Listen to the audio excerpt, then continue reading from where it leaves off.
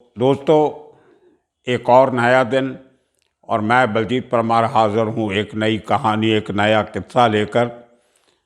आज मैंने जो आपको किस्सा सुनाना था, मैंने रिकॉर्ड करके वो लोड भी कर दिया था अभी 8 बजे चलने के लिए। लेकिन जो बहुत बड़ी खबर आज सुबह आई कि दाऊद इब्राहिम और छोटा शकील के मुंबई स्थित ठिकानों पर NIA और ED के छापे पड़े हैं, तो मैंने छोटा राजन का वो प्रोग्राम आज रोक लिया है, वो कल आप देख सकेंगे। आज मैं इस रेड से मिली हुई कुछ अंदर की जानकारियाँ, रेड क्यों हुई, कैसे हुई और इसका आगे जाके क्या असर पड़ेगा, ये सब बातें आपको अंदर की अंदरूनी बातें और पूरी कहानी आपको आज सुनाऊंगा। पहले आप देख लीजिए, ये एक 2-2.5 मिनट की वीडियो है। कहाँ कहाँ पे आज मुंबई में रेड हुई।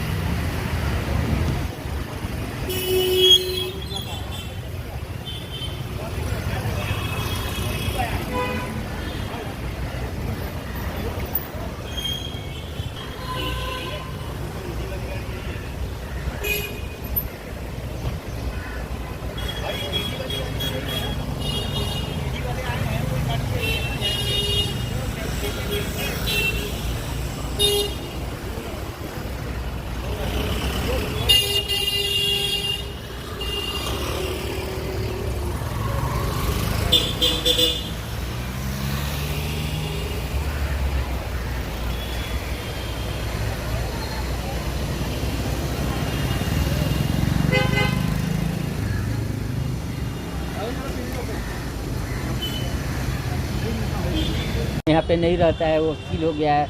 मैं भी आया तो इस बात को सुना कि यहाँ पे सील हो गया। अभी वो घर में कौन रह रहा है? कोई नहीं रहता है। अभी भी सील है? हाँ, लेकिन वो तो ऑप्शन हो गया था, नीलाम हो चुका था। अब ये मुझे मालूम नहीं क्योंकि मैं यहाँ का नया हूँ। अभी वो घर बंद है? जी हाँ। तो अभी ED वाले गए हैं ना उसमें? जी, वो तो अभी बाहर हैं, तो अंदर तो नहीं गए हैं। अच्छा, ग्राउंड के अंदर तो नहीं है वो लोग, अभी आंगनाई के अंदर है वो लोग। रूम के अंदर है? जी, रूम में कैसे चले जाएंगे जब सील लगा है तो। अच्छा, तो आपने कुछ किन लोगों से वो बात कर रहे जी, मैंने कुछ नहीं सुना, इसलिए कि मैं गेट छोड़ के कहाँ जाऊँगा। किन लोगों से बात कर रहे हैं ED के अधिकारी? सोसाइटी वाले लोग से बात करते हैं हम लोग। कितने बजे आए? ये मुझे मालूम 8 बजे आए। अभी भी अंदर है? जी हाँ। आपका नाम क्या है? मेरा नाम सलीम। कितने लोग होंगे? लगभग 7-8 आदमी होगा। CRPF वाले जी, भी? CRP वाले भी हैं।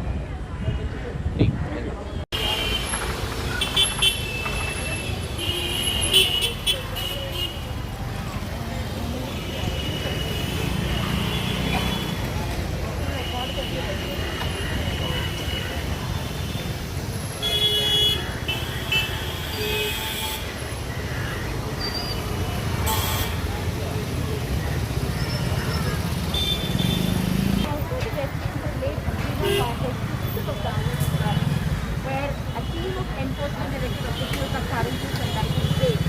In fact, the enforcement directorate is conducting raids NIA. बहुत इंटरेस्टिंग किस्सा है, इसको ध्यान से सुनिए क्योंकि आने वाले दिनों में आपको वो सब बातें पढ़ने में सुनने की मिलेंगी जो मैं आज आपको इस आज की स्पेशल वीडियो में आपको सुना रहा हूँ। तो कहानी ये है कि आज से 2 महीने पहले, तकरीबन 2-3 महीने पहले, पिछले नवंबर में महाराष्ट्र में बीजेपी के साबका मुख्यमंत्री जो थे फडणवीस, देवेंद्र फडणवीस, उन्होंने एक लेटर यूनियन होम मिनिस्ट्री को लिखा था जिसमें कहा गया था कि कांग्रेस के और NCP के, नेशनलिस्ट कांग्रेस पार्टी के कुछ प्रोमिनेंट लीडर्स के अंडरवर्ल्ड के साथ रिश्ते हैं। रिश्ते ही नहीं, उनके बिजनेस इंटरेस्ट भी मिलते हैं। कुछ पॉलिटिशियन बड़े लेवल के अंडरवर्ल्ड के साथ मिलके उन्होंने कुछ बेनामी प्रॉपर्टीज़ खरीदी हैं, हवाला का धंधा करते हैं, क्रिमिनल एक्टिविटीज़ में हिस्सा लेते हैं, मनी लॉन्ड्रिंग करते हैं और जिसका ओवरऑल असर जो है वो हिंदुस्तान की सिक्योरिटी और हिंदुस्तान की सुरक्षा से जुड़ा हुआ मुद्दा है। बहुत गंभीर इल्ज़ाम लगाए थे एक साबका मुख्यमंत्री ने अपने सहयोगी पॉलिटिशियंस के ऊपर। वैसे कोई छुपी बात नहीं है, बिना पॉलिटिशियन की मिली भगत के और उनकी पैट्रनेज के कोई किसी किस्म की छोटी बड़ी क्रिमिनल एक्टिविटी नहीं चल सकती, ये सब जानते हैं। लेकिन फडणवीस का ये इल्ज़ाम लगाना बहुत बड़ी बात थी, क्योंकि केंद्र में बीजेपी की सरकार है और ये पूरी इंक्वायरी जो थी ये 2 महीने नवंबर में आज से समझो 3 महीने पहले शुरू हो चुकी थी। और उसकी जो इन्वेस्टिगेशन हुई, जो NIA ने की, नेशनल इन्वेस्टिगेटिव एजेंसी ने, उसकी जांच में कुछ चौंकाने वाले तथ्य सामने आए। क्योंकि ये काम अकेली NIA का नहीं था, सिक्योरिटी के साथ साथ ये मनी लॉन्ड्रिंग और हवाला से जुड़ा हुआ था। उसके लिए NIA को एनफोर्समेंट डायरेक्टोरेट मतलब ED उसकी मदद की ज़रूरत पड़ी। और खाली ED ही नहीं, इसके साथ हमारे विदेश मंत्रालय के कुछ अधिकारी और उस यूनियन होम मिनिस्ट्री के अधिकारी, CBI के इकोनॉमिक जो फ्रॉड डिपार्टमेंट है उसके ऑफिसर, और साथ में अंदर खाते मुंबई पुलिस के कुछ बड़े और छोटे ऑफिसर भी इस जांच में जुड़े हुए थे। जिनमें सबसे बड़ा नाम जो निकल के सामने आ रहा है वो मुंबई के एक साबका पुलिस कमिश्नर का आ रहा है, जो अभी जिनके ऊपर रिसेंटली केसेस चल रहे हैं और काफ़ी विवादों में आए। DG रैंक के ऑफिसर मुंबई के पुलिस कमिश्नर रह चुके हैं। उनसे भी पिछले दिनों में इस सिलसिले में पूछताछ हुई। वो पुलिस ऑफिसर जो आज रिटायर हो चुके हैं, लेकिन एक ज़माने में इन्होंने नागपाड़ा, डोंगरी, पाईदुनी पुलिस स्टेशन में काम किया था। और क्राइम ब्रांच के वो ऑफिसर जिनके जोन में ये तीनों शहर के डिस्ट्रिक्ट पड़ते थे, जो दाऊद इब्राहिम का D कंपनी का स्ट्रॉन्ग होल्ड है। तो ये इतने बड़े लेवल पे ये इंक्वायरी चलती रही। साथ में NIA के जासूस पिछले 15 दिन से इस पूरे इलाके की रैकी कर रहे थे। जो BMC का जो लैंड डेवलपमेंट डिपार्टमेंट है, जो बिल्डिंग एंड रिकंस्ट्रक्शन का डिपार्टमेंट है, क्योंकि इनमें से बहुत सारी बिल्डिंग्स वो हैं जो रिकंस्ट्रक्ट की गई हैं, पुरानी बिल्डिंगों को तोड़ के नई बिल्डिंग्स बनाई गई हैं। उनमें जो लोग रहते थे वो ज़्यादा बहुत अमीर लोग नहीं थे। तो रिकंस्ट्रक्शन में जो फ्लैट उनको मिले, उसके अलावा जो फ्लैट जो सरकार अलाउ करती है कि उसके जो एक्स्ट्रा फ्लैट्स हैं वो आप ओपन मार्केट में बेच सकते हो, उन सब की तहकीकात NIA और पुलिस के इन साबका और सर्विंग ऑफिसर्स ने बहुत डिटेल से जानकारी इकट्ठी करके वो पूरा मसौदा NIA के हवाले किया। उस पर काम करते हुए पिछले 15 दिन में NIA ने अपने ऑफिसर के अपने जो उनके अपने सर जो अभी नौकरी कर रहे हैं सब ऑफिसर, उनको रैकी पे लगाया और उन्होंने 12 स्पॉट जो थे वो शॉर्ट लिस्ट किए। 12 जो बिल्डिंग्स हैं, ठिकाने हैं, जिन बिल्डिंग्स में उनमें उन लोगों की जो लिस्ट थी उसको क्रॉस चेक किया गया कि यस ये आदमी फलां फ्लैट में रहता है, इस बिल्डिंग में रहता है, ये आदमी इस फ्लैट में इस बिल्डिंग में रहता है।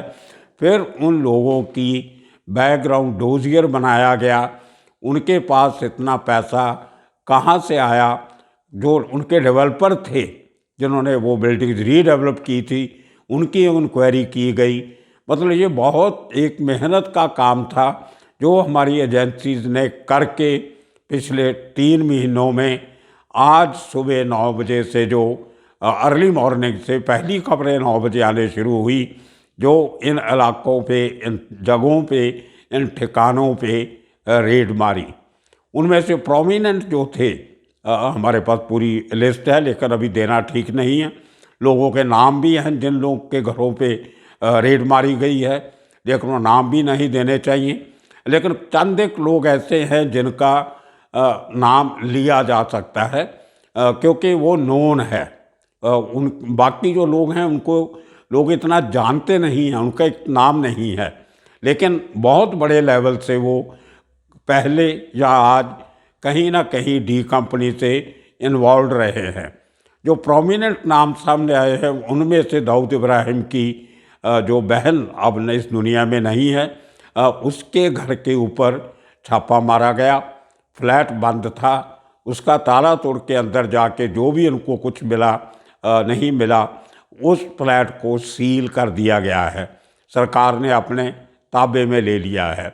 इसी तरह छोटा शकील का साडू भाई, उसको जिसका नाम सलीम फरूट है, उसको क्वेश्चनिंग के लिए डिटेन किया गया है, ये खबर आ रही है। सलीम फरूट, मुझे कई बार हैरानी होती है कि हमारी एजेंसी इतनी देरी क्यों करती हैं। वो आदमी काफ़ी साल मुंबई से गुम होने के बाद, लापता होने के बाद दुबई में रहा, दुबई से पाकिस्तान में रहा और पाकिस्तान से फिर वापस आ गया। उसकी भी अजीब कहानी है क्योंकि जो लोग इस तरीके से आईएसआई की मदद से पाकिस्तान में घुसते हैं उनके पासपोर्ट पे कोई एंट्री या एग्ज़िट का ठप्पा नहीं लगता है। तो हमारे लोगों के लिए, इमिग्रेशन के लिए ये सबूत करना या साबित करना कि ये आदमी पाकिस्तान जाके वापस आया है वो बहुत मुश्किल हो जाता है। तो सलीम फरूट, उसको डिटेन किया गया, उसके पास से क्या मिला क्या नहीं मिला वो आपको आने वाले दिनों में बताएंगे।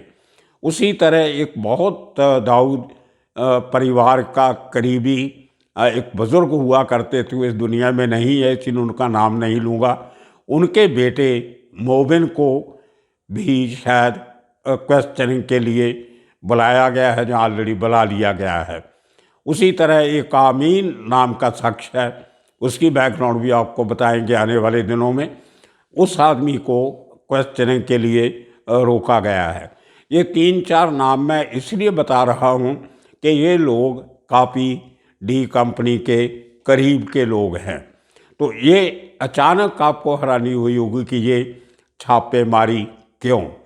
इल्ज़ाम ये है, जो एफआईआर रजिस्टर की गई थी आज से 1 महीना पहले फडणवीस की कंप्लेंट के बाद, जो एनआईए ने की थी, उसके मुताबिक ये लोगों ने बड़े लेवल पे हवाला के थ्रू मनी लॉन्ड्रिंग की है और उसके चलते ये लोग देश के अंदर 2 धर्मों के लोगों में नफ़रत फैलाने के लिए उस पैसे का इस्तेमाल कर रहे हैं।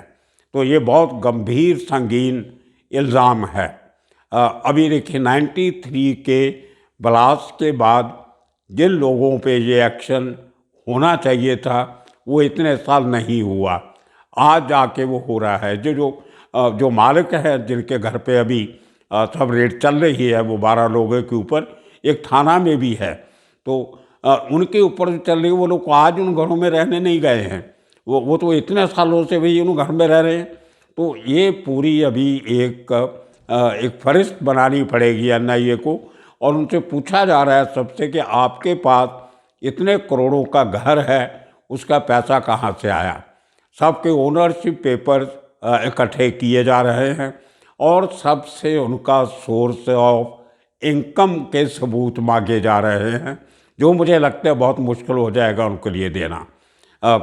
कुछ बिल्डिंग्स तो ऐसी हैं जिनमें 80-90% लोग ऐसे हैं जिनके पास कोई पक्का आमदन का साधन नहीं है, छोटे मोटे काम करते हैं, और उनको ये फ्लैट उनके नाम पे कैसे हुए, किसने करवाए, ओरिजिनल पेपर किसके पास है, रह कौन रहा है, तो ये अभी इन्वेस्टिगेशन का हिस्सा है। एलिगेशन लगे हैं, उनको सबूत करने के, साबित करने के लिए एनआईए और ईडी को सबूत इकट्ठे करने पड़ेंगे। ये देखिए इतना बड़ी लड़ाई, इसको हम 2 तरीक़ों से देख सकते हैं। एक तो action against organised crime, nothing wrong with that, होना चाहिए। हर क्रिमिनल सिंडिकेट के खिलाफ सरकार का एक्शन होना चाहिए और ये वेलकम एक्शन है। मेरे हिसाब से इसी किस्म के जो कार्रवाइयाँ हैं वो दूसरे गैंगस्टर जो हैं जिनका आमदन का कोई लेजिटिमेट साधन नहीं है, उन लोगों ने हज़ारों करोड़ों रुपए कैसे कमाए, उस सब की भी आगे आगे जाके तहकीकात होनी चाहिए। आपको याद होगा पिछले साल फरवरी में भाई ठाकर और उसकी जो सल्तनत है, जो पूरी एम्पायर है, उसके ऊपर भी ईडी की रेड हुई थी और उस रेड में तकरीबन 1000 करोड़ रुपए की कोई गड़बड़ी घोटाला ईडी के मुताबिक पकड़ा गया था। लेकिन उसके बाद आज तक कोई अरेस्ट नहीं हुई, कोई प्रॉपर्टी सीज नहीं हुई, सील हुई होगी अलहदा है, लेकिन उसके बाद एक्शन क्या हुआ? क्या उन लोगों ने हिसाब किताब दे दिया? इसलिए सरकार चुप बैठी है, ईडी चुप बैठी है। तो ये देखने की बात है कि इस रेड के बाद भी आगे चल के क्या होता है।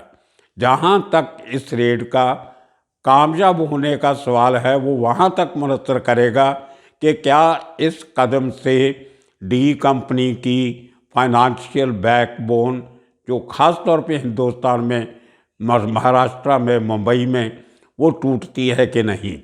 अगर यहाँ पे असर पड़ता है तो उनकी जो बाहर फाइनेंशियल जो प्रॉपर्टीज़ हैं, इन्वेस्टमेंट्स हैं, उनके ऊपर इसका क्या असर पड़ेगा, ये देखने वाली बात है। दूसरी, जैसे कहते हैं एक तीर से दो शिकार।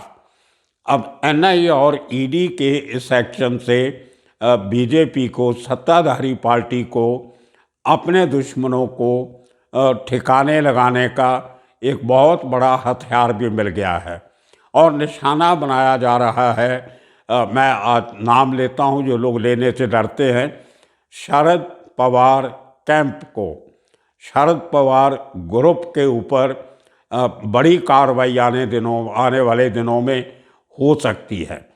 शरद पवार का मुझे मालूम है कुछ नहीं बिगड़ेगा, क्योंकि शरद पवार के नाम पे कुछ नहीं है, उसने अपने नाम पे कुछ नहीं रखा, अपना खाता क्लीन रखा हुआ है। लेकिन उसके जो करीबी लोग हैं उनके बहुत से पटारे खुल सकते हैं।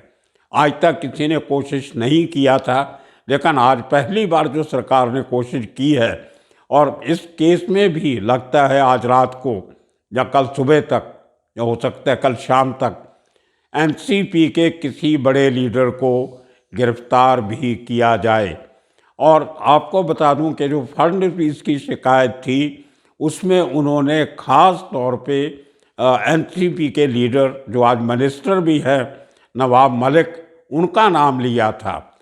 नाम लेके कंप्लेंट की थी कि मेरे पास नवाब मलिक के खिलाफ 5 प्रॉपर्टीज़ के डीलिंग की जो उनकी जो शक्की सस्पेक्ट डीलिंग्स है अंडरवर्ल्ड के साथ, उसके डॉक्यूमेंट्स हैं, मेरे पास प्रूफ हैं। ये फडणवीस ने कहा था अपनी कंप्लेंट में और मुंबई में एक प्रेस कॉन्फ्रेंस करके भी।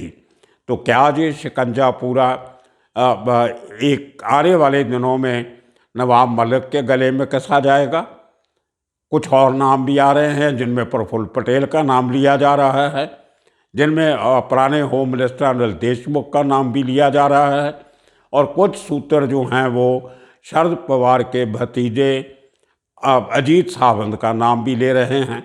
और ये भी कहा गया है कि इनमें से किसी एक आदमी के बहुत नज़दीकी फाइनेंशियल, पर्सनल और बिजनेस रिलेशनशिप डी कंपनी के साथ और ऑर्गेनाइज क्राइम के साथ रहे हैं। तो ये आपको आने वाले दिनों में पता चलेगा कि पुरानी पुलिस के ऑफिसर, उनकी क्या मिलीभगत थी और उन्होंने अपनी इस लेटेस्ट इन्वेस्टिगेशन में क्या रोल अदा किया। आप देखिए कि जो पुराने पुलिस कमिश्नर के ऊपर जिस तरह के इल्ज़ाम लगे, जिस तरह से आज से 1 साल से उस आदमी के पीछे पूरी ताकत लगाई हुई थी महाराष्ट्र सरकार ने, उसका रिएक्शन कितना बड़ा हो सकता है। दूसरे आईपीएस ऑफिसर जो पॉलिटिशियन के इशारे पे नहीं नाचते, उनका आगे क्या रोल होगा। ये बहुत बड़ी ये एक डेवलपमेंट हुई है, इसको बड़ा नज़दीक से देखना पड़ेगा और आने वाले दिनों में मुझे लगता है बहुत बड़े बड़े खुलासे होने वाले हैं।